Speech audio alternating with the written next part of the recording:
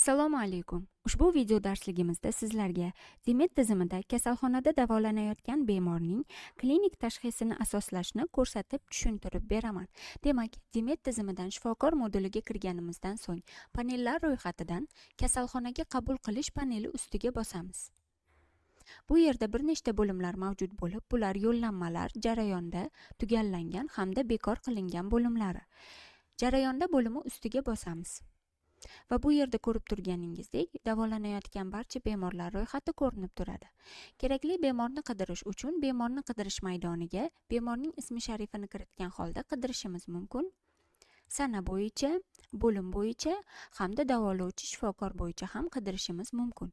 Kerakli bemorni topganimizdan so'ng ko'rish tugmasi ustiga bosamiz. Kasalxonaga yotqizish to'g'risida ma'lumot oynasi ochiladi. Bu yerda pastda bir nechta bo'limlar mavjud bo'lib, klinik tashxisni asoslashni boshlash uchun ko'rik tugmasi ustiga bosamiz.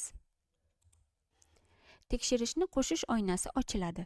Bu yerdan klinik tashxisning asoslanishi tanlaymiz hamda qo'shish tugmasi ustiga bosamiz. Klinik tashxisning asoslanishi oynasi ochiladi. Bu yerda bemorning ismi sharifi, tug'ilgan sanasi, kasalxonaga qabul bo'lgan sanasi ko'rinib turadi. Ushbu joydagi barcha maydonlarni kerakli tartibda to'ldiramiz. Birinchi maydon qabul paytida shikoyatlar, misol uchun bosh og'rig'i.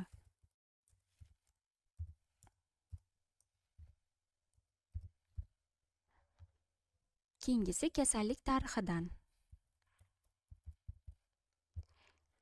Keyingisi obyektiv holat.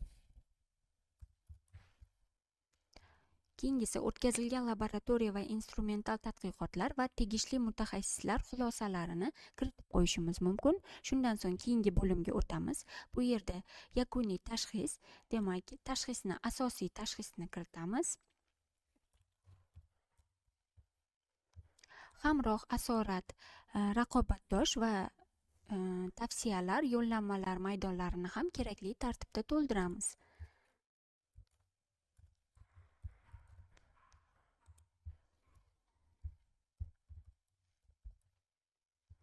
Barcha maydonlarni kerakli tartibda to'ldirib bo'lganimizdan so'ng keyingi bo'limga o'tamiz. Bu yerda hujjatlar bo'limi.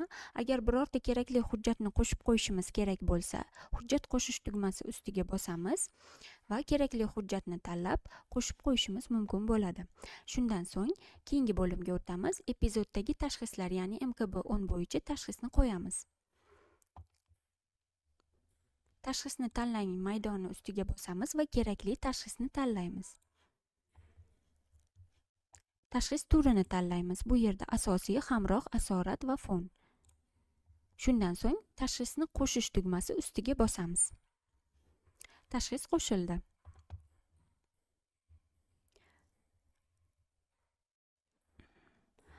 Agar ushbu maydonni chop etishimiz kerak bo'lsa, chop etish tugmasi ustiga bosamiz.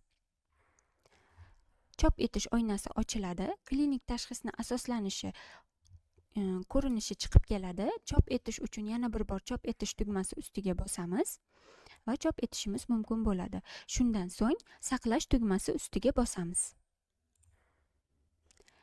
Klinik tashxisning asoslanishi saqlandi. Bemorning klinik tashxisini asoslanishi tartibi shulardan iborat edi. E'tiboringiz uchun rahmat.